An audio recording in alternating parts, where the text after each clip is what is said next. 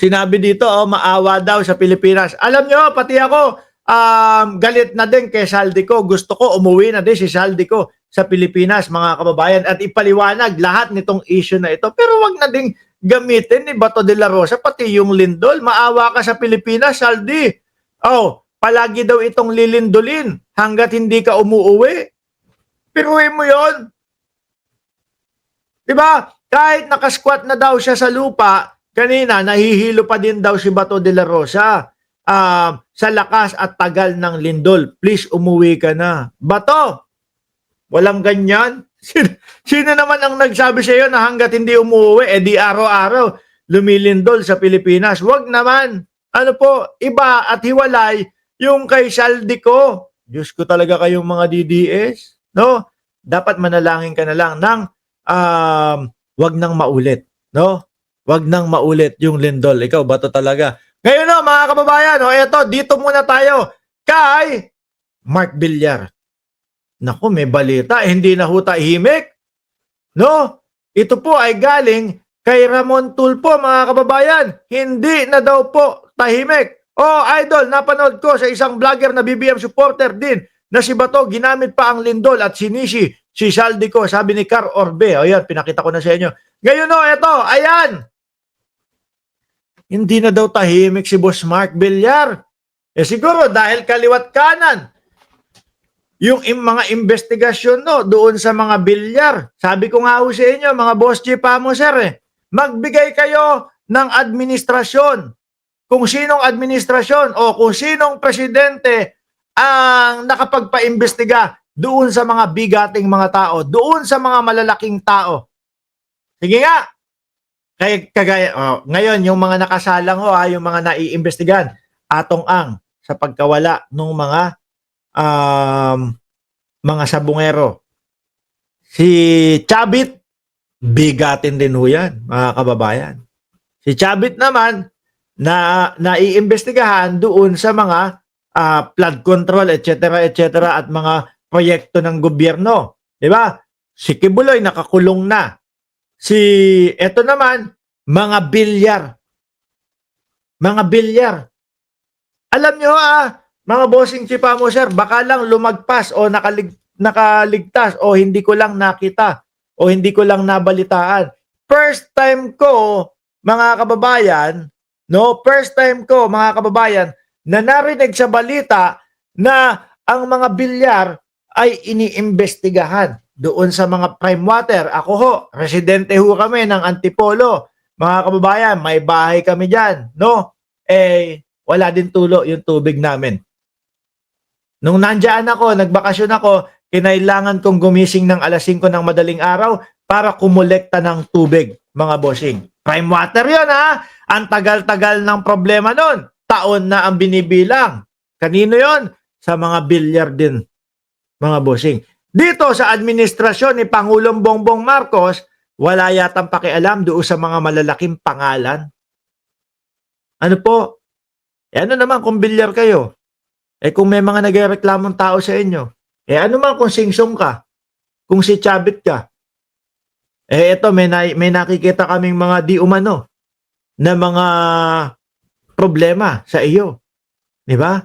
Yan po ang ating gobyerno ngayon, mga kababayan. Yan po ang ating gobyerno ngayon. Walang sinisino. No? Kahit malaking tao ka, kahit bilyonaryo, milyonaryo, trilyonaryo ka pa, kapag ka mayroong issue sa iyo, kapag ka mayroong di umano nakalokohan ka, sorry, iimbestigahan ka namin. Di ba? Sabi ni Randy Antipolo, boys, for PBBM tayo, insan. Insan! Ngayon, sabi ni Ramon Tulfo, nagwala. Sabi, nagwala si Senator Mark Villar sa hearing ng Independent Commission on Infrastructure o sa ICI. Kasi nakita ko bago ako matulog, nakita ko si Mark Villar papasok ho sa building ng ICI, mga kababayan, at ayaw magpa-interview o ayaw na makipag-usap sa mga media. No? Siguro may iwas. Mahirap no? Nagwala si Senator Mark Villar sa hearing ng Independent Commission on Infrastructure na nagpatawag sa kanya tungkol sa mga maanumalyang flood control project. Ba? Kayo, mga kababayan, maniniwala kayo kay Ramon Tulfo? Ako, meron akong mga pinapaniwalaan sa kanya, merong hindi naman din, mga bossing. Pero ito naman po, si Ramon Tulfo, ito, yung mga tao na pag nagsalita, nagsabi na ayon sa aking source, ayon sa aking tuta, ayon sa kaibigan ko na nandoon sa loob ng ICI. Ano? Kahit papaano 80% ho, mga bossing, pinapaniwalaan ko. Malaking tao to, madaming mga kaibigan to, madaming mga kaibigan na malalaking pangalan ito. So panigurado ako, may nagkwento dito. Hindi naman yan maglalabas ng ganyan or hindi naman yan magpapahaging ng ganyan kung wala. Di ba? Baka nga totoo na nagwala si Villar. Baka dahil kasi, oy, hindi nyo ba alam, Villar kami, ganito, ganyan. Bakit nyo kami iniimbestigahan? Sabi ko nga ho sa inyo sa tanang buhay ko, first time ko, mga kababayan, na makita na nasa hot seat yung mga Villar. Di ba? Sa panunungkulan lang po ni Pangulong Bongbong Marcos. Kaya dito ko nakikita patas sa mga Pilipino ang administrasyon ni Pangulong Bongbong Marcos, mga bossing. Bakit to? Kung hindi patas yan, malamang si Kibuloy wala dyan sa loob.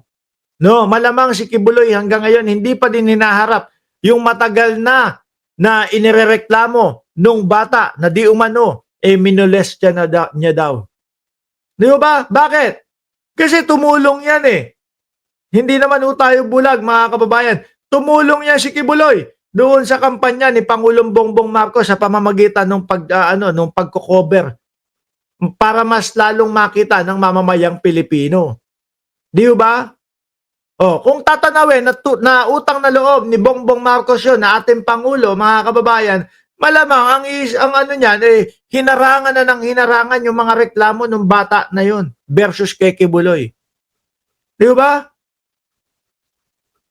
Kung palatanaw ng utang na loob ang ating Pangulo, mga kababayan, malamang po walang mga matutuklasan ang mamamayang Pilipino patungkol po doon sa kila Mary Grace Piatos, doon sa kila Kokoy Villamin.